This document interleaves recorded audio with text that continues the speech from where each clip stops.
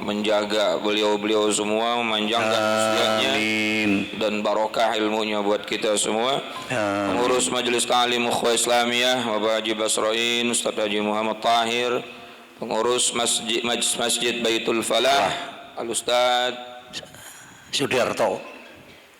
Ustaz Sugiarto dan para pengurusnya serta seluruh para sesepuh, bini sepuh, para orang tua dan seluruh jamaah yang hadir, bapak-bapak, ibu-ibu, tanpa terkecuali semoga semuanya mendapatkan rahmat dan kemuliaan dari Allah Subhanahu wa taala. Amin. Tanpa berpanjang kalam, mari sama kita lanjutkan pembahasan kitab Qawami Tughyan kita.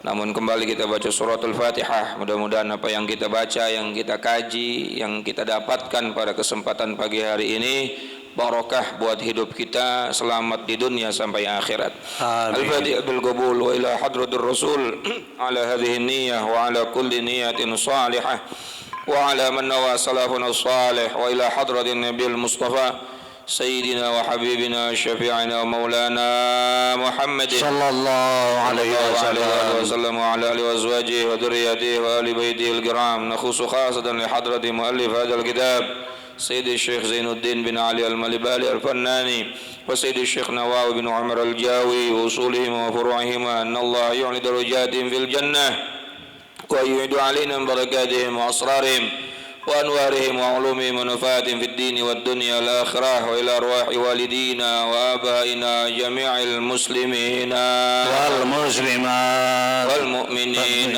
والمؤمنات الأحياء والأموات وإلى حضرة النبي الفاتحة. أعوذ بالله من الشيطان الرجيم. بسم الله الرحمن الرحيم.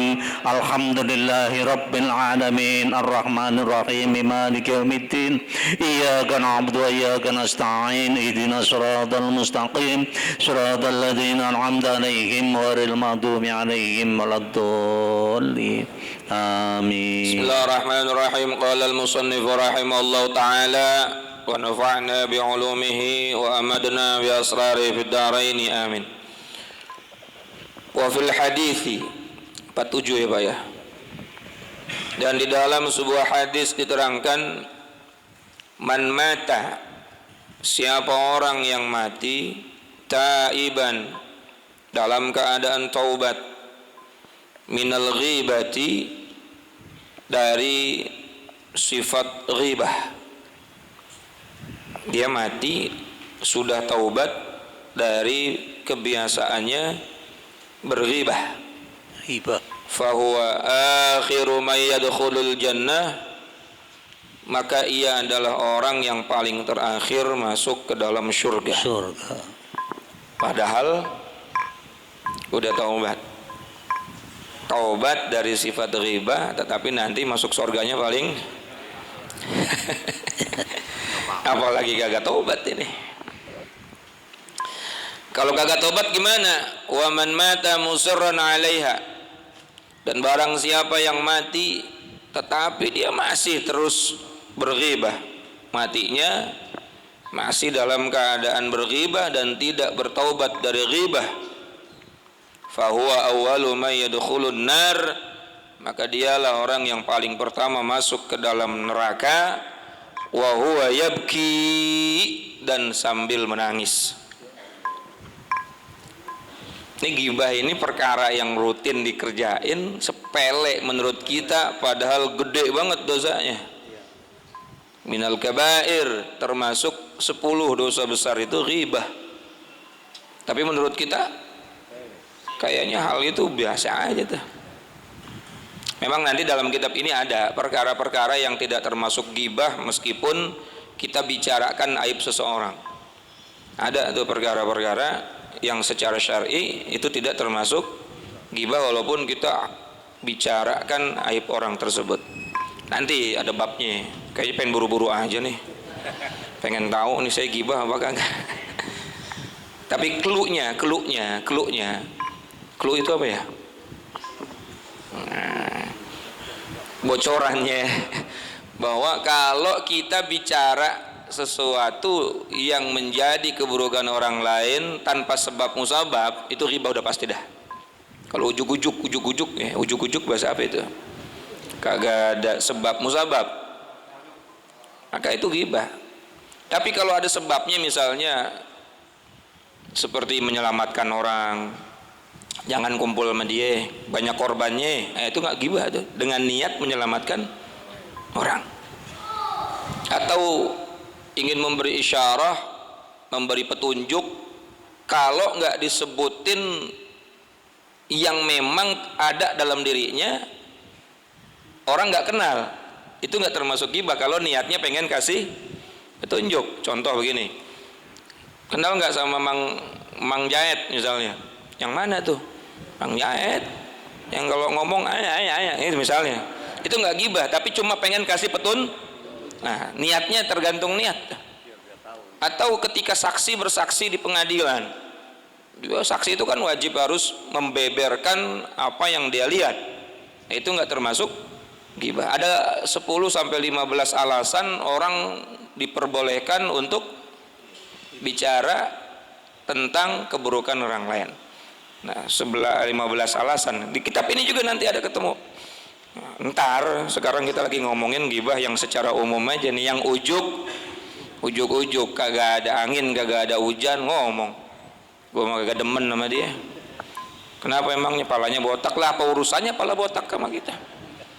Orang habis diomongin. Iya, nah itu namanya ghibah. Nah kalau kita kagak tobat, mati kita dalam keadaan seperti itu, Masya Allah, maka kita paling pertama masuk ke dalam neraka.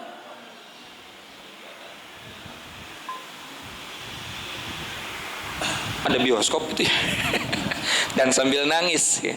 Kita masuk neraka sambil nangis. Nauzubillah min zalik. Makanya saya diajarin sama guru-guru saya, kalau taubat itu jangan buat diri sendiri. Kadang-kadang ada haknya orang lain yang kita ambil. Maka tambahin tuh kalimat istighfar dengan kalimat walimallahu haqqun alaina. Dan bagi orang yang ada hak saya kepadanya, termasuk kita kan punya hak untuk minta maaf sama orang yang pernah kita bicarakan aibnya. Ya, walimallahu haqqun alaina. Saya pengen minta maaf, orangnya kagak ada. Apakah pindah ataupun meninggal dunia, ya maka caranya kirimkan pahala sebanyak-banyaknya buat orang tersebut. Apakah kita sodakoh lalu niatkan pahala sodakohnya buat orang itu, atau kita baca Quran yang banyak niatkan pahalanya buat orang tersebut dalam rangka saya minta maaf kepada orang tersebut dan bertaubat kepada Allah. Begitu caranya. Daripada nanti kita di akhirat diambil kebaikan kita oleh orang yang kita ghibahin. Atadruna 'anil muflis, kata Nabi Muhammad SAW, tahukah kalian siapa orang yang bangkrut? Orang yang banyak sholatnya, banyak puasanya, banyak ngajinya, banyak zikirnya, tapi banyak ngomongin orang juga. Bangkrut tuh. Udah pengen masuk surga datang, ya Allah jangan masukin dia ke surga dulu. Kenapa?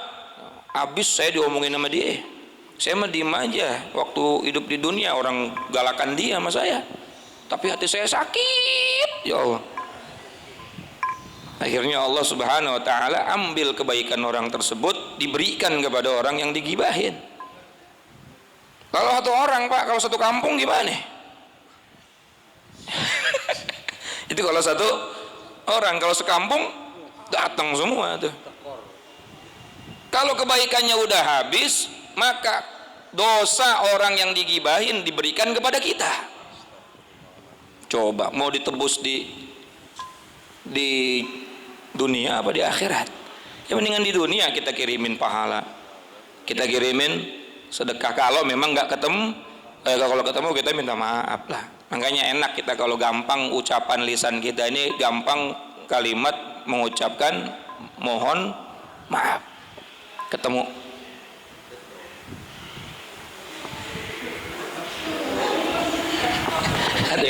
ada yang style bioskop kayaknya di atas. Ketemu orang salaman, maafin saya kan gampang itu Pak ya. Ada 3 kalimat tuh yang bikin kita mulia.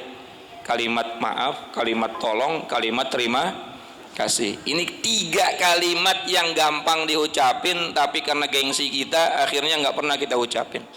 Apa susahnya kalau kita mau nyuruh orang minta tolong, walaupun sama anak, apalagi temen, apalagi orang yang lebih tua, minta tolong ambilin. Mulia nggak kita ngomong begitu, Pak? Mulia.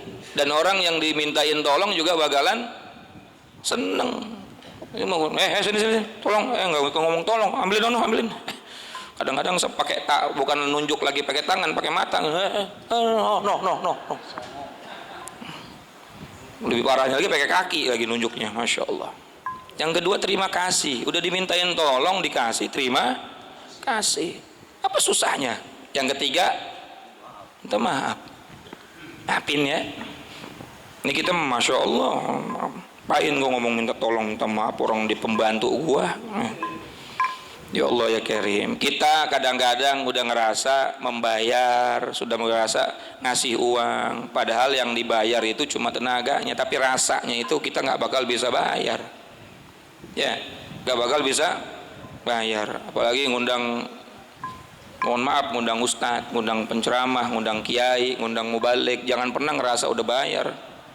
Itu celangong tuh, walaupun 100 juta atau miliar, kagak bisa kita membayar ilmu. Ini kadang-kadang masya Allah udah ngerasa udah ngasih, kayaknya udah bayar. Kita baca dalam kitab Ta'lim Muta'allim, wa yambaghi likulli harfin alfu dinarin, itu kata Imam Az-Zarnuzi itu. Dan seyogianya seorang murid itu membayar setiap huruf dari yang diajarkan oleh gurunya alfu dinarin. Berapa itu? 1000 dinar setiap huruf, Pak, bukan satu fasal, satu huruf. 1000 dinar, 1 dinar itu 4 gram. Berarti kalau 1000 dinar 4000 gram. Ini udah berapa huruf nih? Apalagi guru TPA tuh masya Allah banyak banget hurufnya yang diajarin. Alif, ba, ta, a. Lah dimintain goceng aja kagak ngasih. Udah kagak ngasih, ngomong ustadz kagak ikhlas lagi. Itu guru TPA di masjid mintain goceng anak-anak ngaji, kagak ikhlas tuh ustadz yang ngajarin. Masya Allah, goceng kagak ikhlas, pantesan guru TPA kurus-kurus. Kesian. Betul apa kagak? Jadi jangan pernah ngerasa kita udah membayar, jangan. Termasuk kita naik ojek, udah kita bayar, ya bayar cuma bayar jasanya. Tapi waktunya dia, rasanya dia, harus ada penghargaan. Apa susahnya kita ngomong terima kasih. Betul nggak kira-kira? Tukang di rumah kita, apapun itu, subhanallah. Akhlak itu kan sekarang udah mulai tidak ada. Dia pikir kita udah bayar, udah gue bayar, selesai. Masya Allah. Gak bisa kita membayar, apalagi jasa yang luar biasa dalam urusan agama. Kita lanjutin lagi ya. Wa qala sallallahu alaihi wasallam, man hamiya 'irda akhihil muslim, barang siapa yang melindungi harga diri saudara muslim, fid dunya, di dunia, dia melindungi saudara muslimnya, harga dirinya dengan cara tidak membeberkan aibnya, dengan cara dia tidak menjelek-jelekan aibnya. Atau apabila ada orang yang ngejelek-jelekin aib orang tersebut sementara tidak terjadi kepada orang itu, dia klarifikasi, dia cari pembelaan kepada orang itu. Maka ba'atsallahu ta'ala malakan yahmihi yaumal qiyamati minan nar. Allah akan mengutus seorang malaikat kepadanya pada hari kiamat untuk melindungi dirinya dari api neraka. Itu balasan dari Allah Subhanahu wa taala bagi orang yang suka menolong, menjaga harga diri saudara muslimnya. Jadi kalau ada orang lagi ngomongin saudaranya muslim, sementara dia tahu itu kagak bener, dia lindungi, dia klarifikasi, dia katakan enggak begitu, dia orangnya baik kok. Bukan malah jadi kompor meleduk. Oh begitu ya, gue baru tahu. Terus gimana? Terus gimana? Ya gimana? Akhirnya udah 3 gelas kopi kagak kelar tuh urusannya, kagak hatam. Wa qala sallallahu alaihi wasallam, Nabi sallallahu alaihi wasallam bersabda, man dzukira 'indahu akhuhul muslim, siapa saja di hadapannya disebut-sebut atau dijelek-jelekan daripada keburukan saudara muslimnya, wa huwa yastati'u nasrahu, sementara dia mampu menolongnya. Artinya dia bisa tuh untuk mencegah orang yang ngejelek-jelekinnya untuk tidak lagi menjelek-jelekan dengan dia ceritakan kebaikannya atau dia katakan itu tidak benar. Falam yansurhu, tetapi dia kagak nolong, justru dia didemin, bahkan dia merasa menikmati dengan orang yang menceritakan keburukan saudaranya.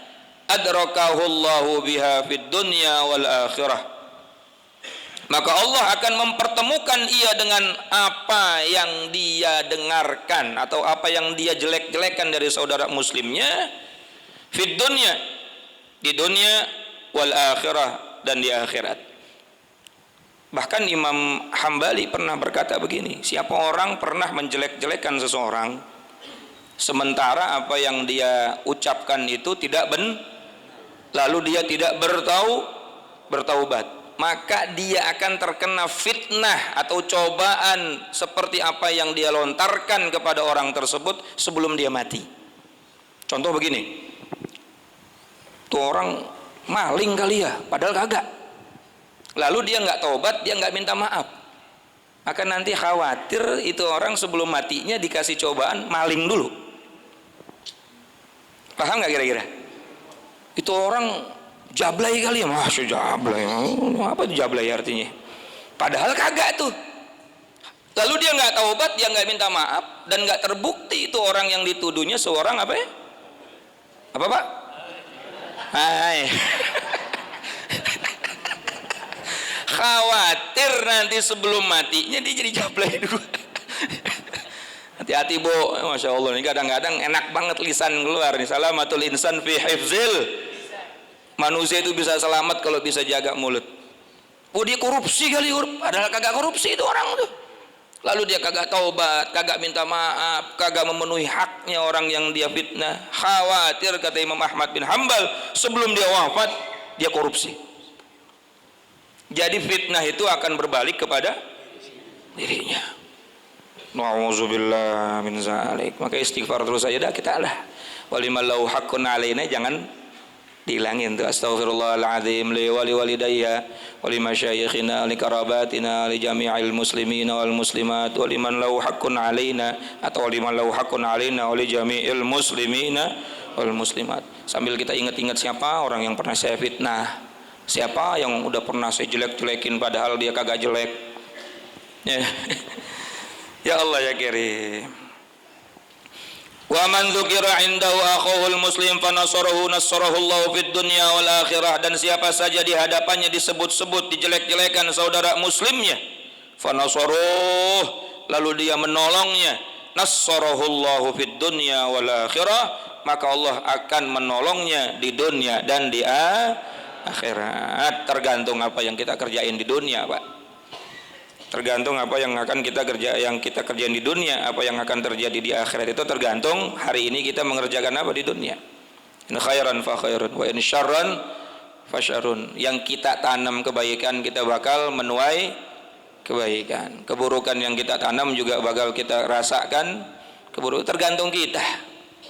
Kalau kata Bung Haji Roma Irama, semua terserah kita. Semua terserah kita. Jadi kita mau baik besok, hari esok, apalagi di akhirat kita mau selamat, jawabannya ada pada hari ini. Kalau hari ini kita baik-baik aja sesuai syariat. Ya kalau kita melenceng-melenceng dikit, namanya manusia, ya biasalah. Begitu ya. Buru-buru taubat. Makanya Nabi SAW mengatakan, wallah, demi Allah, innila atubu ilallah kulla yaumin mi'ata marrah, sesungguhnya aku senantiasa bertaubat kepada Allah tiap hari enggak kurang 100 kali. Wa fi riwayatin sab'ina marrah, dalam riwayat yang lain 70 kali. Nabi yang kagak pernah dosa taubatnya 100 kali. Kita habis sholat Allahumma lantas jalan, istighfar aja kagak. Wasari'u ila maghfiratin mir rabbikum wa jannatin arduhas samawati wal ardu uiddat lil muttaqin. Segera ada peluang ampunan Allah, segera, kata Allah, segera ambil ketika kita mendapatkan peluang ampunan Allah. Hayya 'alas shalah, salat peluang ampunan Allah, buru-buru kita salat. Ada pengajian, hadir pengajian, itu ampunan dari Allah Subhanahu wa taala. kita banyak dosa, maka kita hapuskan dengan berbagai macam kegiatan baik. Innal hasanat yudhibnas sayyiat. Kebaikan-kebaikan yang kita kerjain hakikatnya secara otomatis menghapus daripada keburukan-keburukan kita di masa lalu. Nah, kebaikan kita hari ini itu secara otomatis menghapus keburukan di masa lalu. Dosa kita banyak, maka kita hapuskan dengan kebaikan. Walaupun kata ulama itu menghapuskan dari dosa-dosa kecil. Kalau dosa besar harus spesifik, harus diucapkan pada saat taubatnya dosanya apa. Kalau berkaitan dengan hakul adami tetap harus minta maaf sama yang bersangkutan. Tetapi minimal kita udah berbuat baik, insya Allah itu menjadi sababiyah, wasilah Allah ampuni dosa-dosa kita. Termasuk ngaji kita pada subuh kali ini, pagi hari ini, mudah-mudahan Allah ampuni dari kesalahan-kesalahan. Amin ya Allah. Ya Allah, yang paling berat itu urusan sama manusia. Urusan sama manusia. Kalau sama Allah, masya Allah, Allah mau udah panggil kita. Ya ibadiyalladzina asrafu ala anfusihim la taqnatu min rahmatillah. Innallaha yaghfirudz dzunuba jami'a. Masya Allah. Allah itu sifatnya luar biasa. Ihsan, selalu berbuat baik. Ihsan. Walaupun hambanya banyak berbuat dosa, tetapi Allah tetap panggil kita dengan kalimat ya ibadi, wahai hambaku. Allah berfirman dalam Al-Quran, Qul, katakan wahai Muhammad, ya ibadiyalladzina asrafu, wahai hamba-hambaku yang sudah melampaui batas. Melampaui batas itu disuruh begini, dia malah begitu. Disuruh jangan begini, dia malah begitu. Itu namanya melampaui. Disuruh jangan makan ini, dia malah makan itu. Disuruh, pokoknya apa yang menjadi batasan dari Allah dia lampaui, itu namanya asrafu, melampaui batas. Dan hakikatnya ketika kita melanggar perintah Allah itu menzalimi diri sendiri. Allah mah nggak ngerasa sakit hati, Pak. Mau semua manusia nggak ada yang sujud sama Allah, Allah kagak pensiun jadi Tuhan. Betul nggak? Hari ini seluruh dunia kagak ada yang sholat subuh, ya bodo amat, Allah mah tetap Tuhan. Atau sehari ini semua manusia jadi orang Islam, beriman semua, subuhnya Baitul Falah sampai meluber-luber, sedikit pun subuhnya kita, sholatnya kita, ngajinya kita enggak nambahin sedikit pun kemuliaan Allah,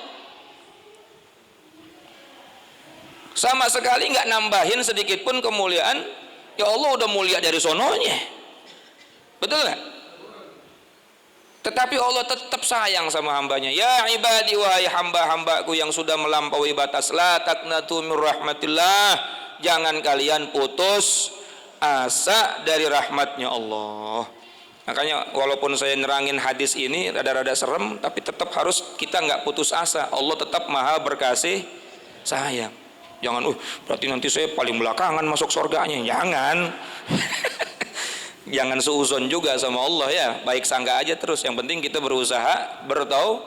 Innallaha yaghfiruz dzunuba jami'a. Justru Allah lebih murka kepada orang-orang yang putus asa. Wala tayasu mir rauhillah, innahu yayasu mir rauhillah illal qaumul kafirun.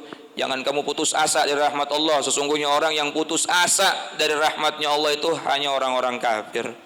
Ketika kita nggak yakin atas ampunan Allah, nggak yakin atas kasih sayangnya Allah, baik dalam kehidupan dunia apalagi akhirat kita, khawatir kita masuk dalam golongan orang kafir. Nggak percaya atas rahmat Allah itu murtad, Pak. Nggak percaya atas ampunan Allah itu murtad. Nggak yakin atas rahmatnya Allah, ampunannya Allah, murtad. Auzubillah min zalik. Imam Abdul Hasan Asy-Syadzili berkata, jika kamu ibadah jangan cuma mikirin dosa saja, tapi pikirin juga bahwa kamu sering mendapatkan nikmat sehingga kamu bahagia hidup. Jangan cuma mikirin dosa. Ada seimbang dah.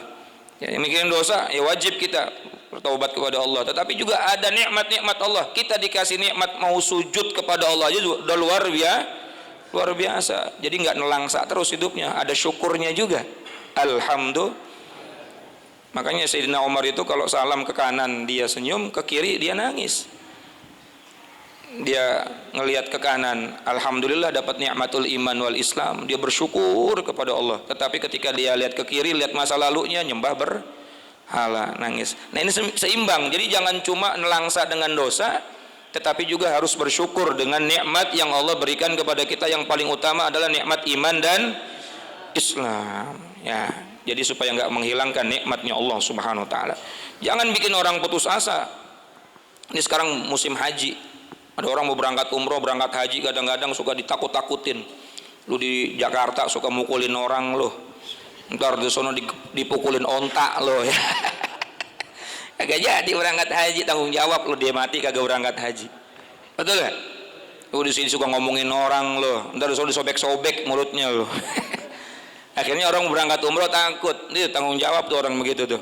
Justru harus kita kasih motivasi, berangkat umroh, berangkat haji, di sono pintu ampunan Allah luar biasa. Begitu kan bagusnya.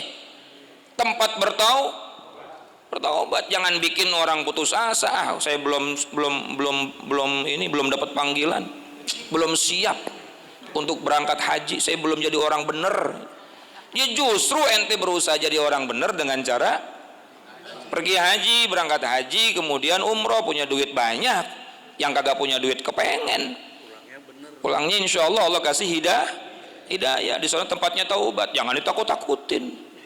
Ada orang pengen pakai jilbab, lu sholat aja masih belentang-belentong, lu pakai jilbab lu, ya Allah. Ini orang tukang bikin putus asa. Dulu pernah kita ceritakan juga ya, ada seorang abid, seorang ahli ibadah di atas gunung nih, tiba-tiba datang seorang ahli maksiat kepadanya. Kemudian si ahli maksiat ini sharing, minta saran kepada si abid. Abid itu orang ahli ibadah doang tapi nggak punya ilmu, begini jadinya nggak bijaksana. Kata si, di sini ada kalau nggak salah nih, apa penjelasannya. Ketika si ahli maksiat bertanya kepada ahli ibadah, wahai orang yang luar biasa ibadahnya kepada Allah, saya ini orang banyak dosa, kira-kira Allah maafin saya apa enggak? Emang dosa ente apa? Wah, membunuh udah. Pokoknya apa sih dosa yang belum saya kerjain? Ya, tukang bobok, tukang rampok, tukang bukain nandrok. Semuanya udah, pokoknya udah S3 saya, udah profesor untuk maksiat. Apa jawaban si abid tadi? Kayaknya susah ente dapat ampunan Allah. Terlalu banyak orang yang dizolimi oleh kamu. Ya. Akhirnya si abid mendengar perkataan tersebut putus asa, balik lagi ke kampung, terus dia maksiat. Daripada gua kagak diampunin nanti gua masuk neraka, di dunia gua capek ibadah kagak diampunin, mendingan terus aja maksiat sampai mati dia dalam keadaan maksiat. Lalu si abid ini juga mati. Pada saat meninggal dunia, dia nggak lihat tuh banyaknya pahala, dia nggak lihat raudhah min riyadil jannah dalam kuburnya. Lalu dia berkata kepada Allah, ya Allah, mana pahala saya? Seumur hidup saya tinggalin dunia hanya untuk menyembah kepada Engkau. Sekarang mana pahala saya? La alaika thawab wa la alaika al-ajr. Nggak ada buat kamu pahala, nggak ada buat kamu balasan dari Allah Subhanahu Wa Taala. Wa la alaika rahmah, dan nggak ada buat kamu rahmat. Karena kamu sudah memutus daripada rahmatku kepada orang yang ingin bertaubat kepada aku. Gara-gara dia mutusin rahmatnya Allah kepada orang yang pengen bertaubat kepada Allah, sehingga orang tersebut putus asa. Akhirnya orang tersebut dibuat putus asa di hadapan Allah pada hari kiamat. Nauzubillah min zalik. Jadi jangan bilang orang yang mau taubat itu nggak bakal diterima taubatnya. Emang ente malaikat? Apa ente besannya Tuhan ya? Sampai tahu tuh orang nggak diterima taubatnya. Udah, Allah itu maha pengampun. Sebanyak apapun dosa kita, lebih besar rahmatnya Allah buat kita. Terakhir halaman 48. Man gharbalan nas nakhluhu.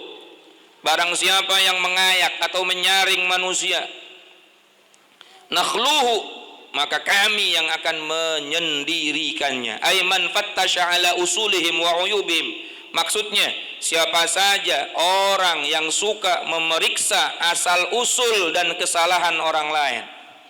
Ini kan senengan kita nih. Ini bahasa anak sekarang namanya kepo. Tahu kepo, Bu? Pengen tahu aja apa urusannya. Kayak petugas sensus aja pengen tahu, dia emang orang mana sih, kerja di mana sih, bininya orang mana sih, gitu amat ya. Emang orang Solo gitu semua kali ya? Ya, satu kampung diomongin tuh. Man fattasha ala usulihim wa uyubihim, siapa saja orang yang memeriksa asal usul dan kesalahan orang lain, futtishu ala dzalika, maka mereka akan diselidiki atas perbuatannya itu pada hak mereka dengan pemeriksaan yang lebih teliti, kata Allah Subhanahu wa taala. Artinya Allah bakal buat dia terbuka aibnya lagi. Di dunia tuh aib kita bakalan tercemar karena kita sering membuka aib orang lain. Di akhirat apalagi lebih teliti lagi tuh, sedetik demi sedetik perbuatan kita di dunia yang kita sendiri kalau ngelihatnya malu dibuka oleh Allah Subhanahu wa taala. Makanya kalau pengen ditutup aib kita ini mulia bukan karena kita mulia. Saya ini didengerin sama bapak-bapak bukan karena saya mulia, bukan, karena Allah nutup keburukan saya. Betul nggak? Nah kalau betul lagi. Kalau bapak ibu tahu saya bagaimana buruknya, sifat saya buruknya seperti apa, nggak ada yang mau dengerin.